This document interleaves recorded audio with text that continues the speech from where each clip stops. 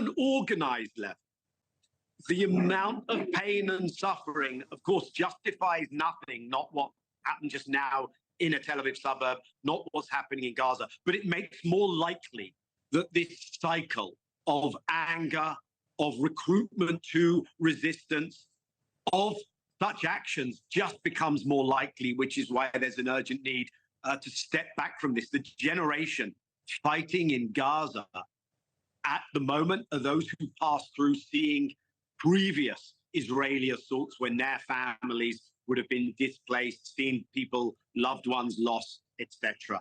And one of the things that I really worry about, in addition to lots of other things to worry about, Hena, is that this is just creating the fertile ground for yet more pain in the future. Do you think this terrorist attack that the IDF is saying is a terrorist attack was correlated to Israel's retaliatory strikes on Iran? And I'm assuming from what you're saying, Daniel, you are expecting more fallout from these strikes.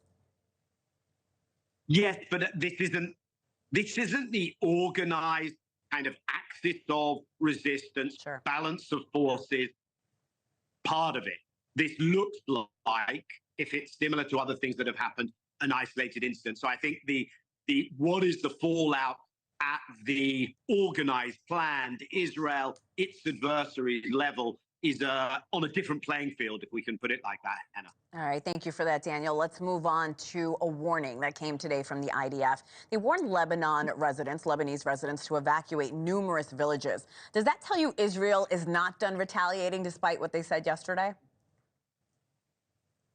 It tells you that Israel is not done with its offensive actions. I think Israel has tried to separate out the different fronts.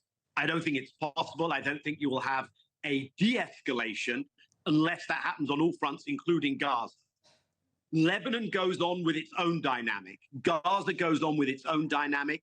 The unprecedented direct Iran-Israel mutual strikes have their own dynamic. They're tied together, but they also operate to a degree, tactically at least, independently. So what we're seeing in Lebanon, aid workers, hospitals, residential buildings, looks scarily like what we saw in Gaza with the civilian destruction.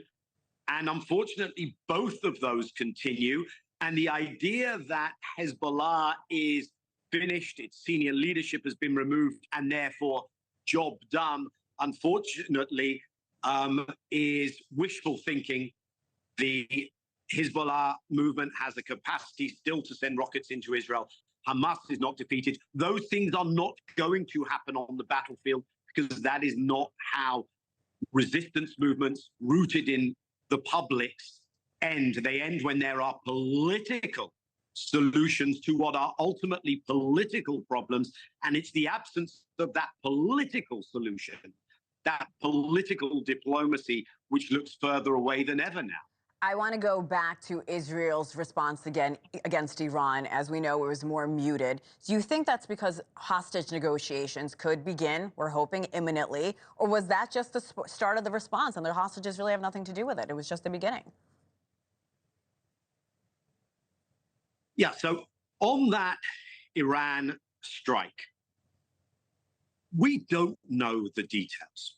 There is obviously actions taken by Iran and by Israel where they are also testing the response capacity of the other side. They're testing who has what's called escalation dominance.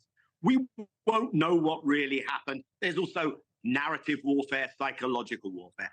What's true is that on the Israeli side, there's some criticism that Netanyahu didn't go further. There was apparently an American ability to influence and restrain Israel. Sadly, that wasn't deployed on the Gaza front so far.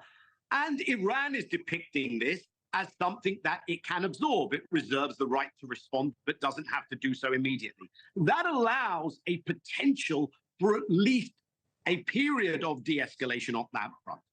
I wouldn't confuse that with improved prospects for a ceasefire in Gaza. Hena, as you pointed out, there are talks resuming in Doha, Qatar today. I think they're underway right now. Yeah. First time in more than 2 months.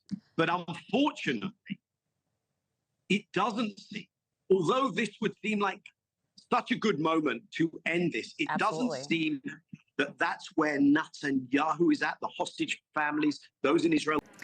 Thanks for watching. Go to joinnn.com to find NewsNation on your television provider. And don't forget to click the red subscribe button below to get more of NewsNation's fact-driven, unbiased coverage.